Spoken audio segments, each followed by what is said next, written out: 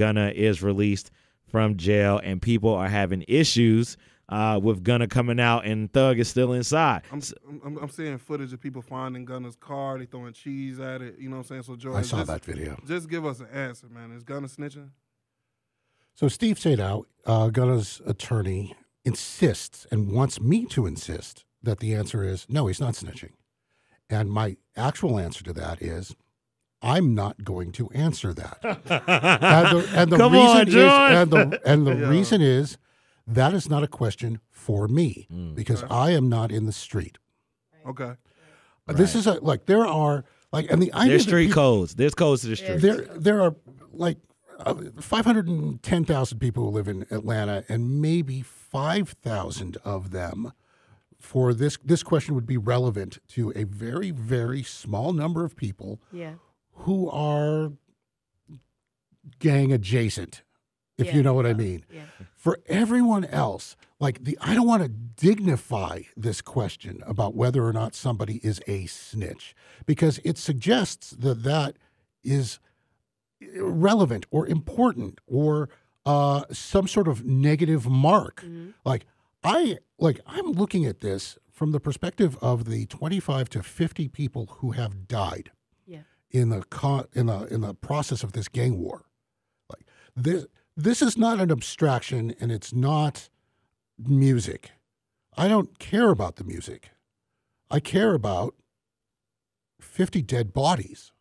The day after Donovan Nut Thomas was murdered, a series of drive-by shootings started for weeks and weeks and weeks, one or two a night, every night in this city for months. I mean, many of the people who are dead have nothing to do with gang violence or the music industry, and dishonors them by talking about whether or not somebody who's on trial for this stuff is a snitch.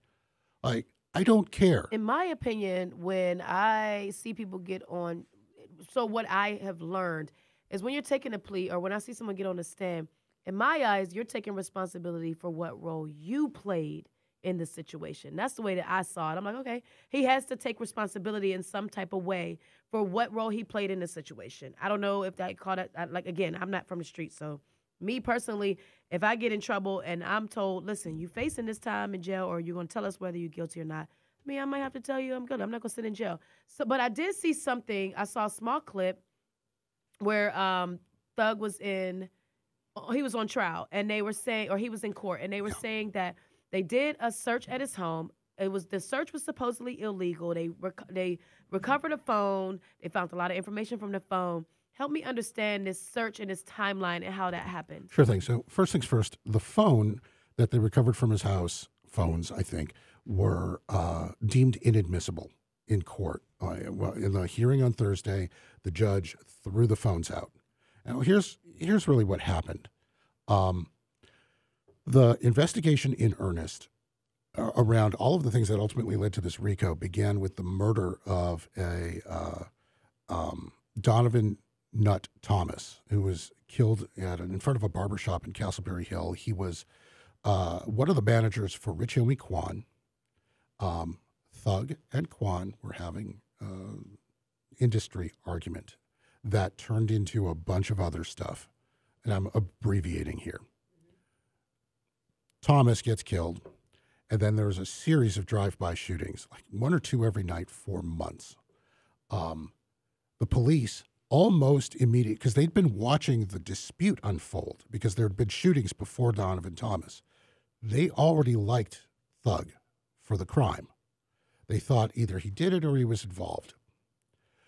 Some months later, Thug gets into an argument with somebody at the mall, like a security guard, and a warrant is sworn out for his arrest for terroristic threats or something. And on that warrant, they went to his house and they opened the door and they arrested him and then they searched the house. And a judge ruled that all of the things that they took from the house were inadmissible because they didn't have a search warrant. They had an arrest warrant.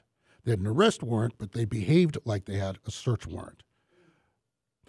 The entire arrest warrant, frankly, was a predicate an excuse for them to go and search Young Thug's house because they believed that there was evidence there that they could use to tie him to the Thomas murder. So they messed up. So just understand it correctly. When you have an arrest warrant, you can come in and pick up the person and take them out. When you have a search warrant, you can come in, rummage through the house, and take anything out of the house that can be used something in that's the case. Yeah. Okay.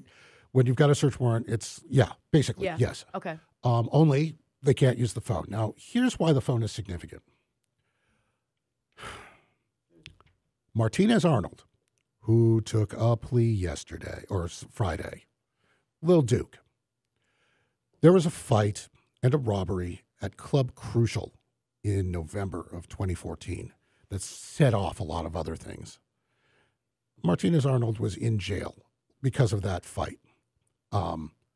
Martinez Arnold called somebody in the car the day of the shooting of Donovan Thomas. I know this because it's in a warrant, like a 2016 warrant. Martinez Arnold called from jail from a recorded phone line somebody who had their cell phone in the car that was used as in the drive-by. Right. From that, they were able to look at the other phone and pick up off of all the cell phone towers. Right. Who was aware? Like who was where, whose other phones were in the car, where was the car, and then they could start picking it up off of license plate readers all over town and a camera where you could see the license plate, which you could lead to the, Not you see smart where at I'm all. going. Not smart at all. So my understanding is Martinez Arnold also called Young Thug. And I don't know when. I don't know if it was before or after or what. Having the phone in evidence allows you to demonstrate that. So let me just say, the day after this hearing, Martinez Arnold gets a deal, and a really light one, I might add. No time, no additional time served, but he must take the stand. Oh, Duke? Yeah. So Duke has to testify. Well, that's a condition of his deal. So then Duke would be a snitch. So I'm not saying if he that. tells the truth. Like I mean, great. This Again, no. thing. This is Do why not ask me about who is or is not a switch. Okay. I understand. You're not. Snitch You're not. thing is a street thing. It's a street thing. Cooperation is the word. Are they going to cooperate with the side? We also know that cooperation means you're snitching. Okay, so from the street. No, it doesn't. Because cooperation may also mean that you're admitting to your own faults and your own things. But here's what. Without talking about anyone else. But here's what. If they put Duke on the stand, and they say Duke. That's not funny though. Did you call Thug? He could say, yeah, that's the dude that He runs could say my yes. label. He could say no. He could say I plead the fifth. Whatever. Can he not just say whatever. that's the dude that runs So my here's label? the thing. Like, He he could say I'm pleading the That's fifth. that's the label though. I can't just say this is music industry just because of the timeline. So among other things, people like Gunna, for example, had to say YSL is both a street gang and a music label. And that elocution is important. Let me say both Gunna and Martinez Arnold would have to take the stand if called.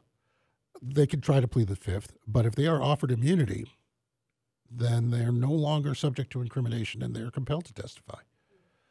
You can't plead the fifth if you're offered immunity? Correct. Like, it's like against the rules? Yeah. Oh, I didn't know that. So, that's bad. So to be clear, I think that this elocution, this having to stand up in court and say, yes, YSL is a gang. Yes, this gang did crimes that I am aware of. This thing. No, you can't actually use the elocution in court. Okay. Not a criminal court. But you absolutely can use it in a civil court. And the thing I've been watching, and bearing in mind, like, I'm as much a business reporter as a crime reporter, is the amount of legal liability that the YSL label, which is now owned by Warner Music, is now subject to. There was a $160 million judgment against the Masquerade that came down a week or so ago. And I think we should probably talk about the connection between that and what we're looking at here with YSL. Well, we definitely will when we come back.